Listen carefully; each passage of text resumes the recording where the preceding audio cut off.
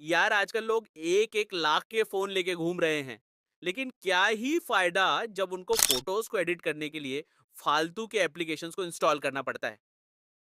आपके फोन में पहले से ही एक ऐप होता है, गूगल फोटोज, जो कि इन सभी एडिटिंग एप्स का बाप है।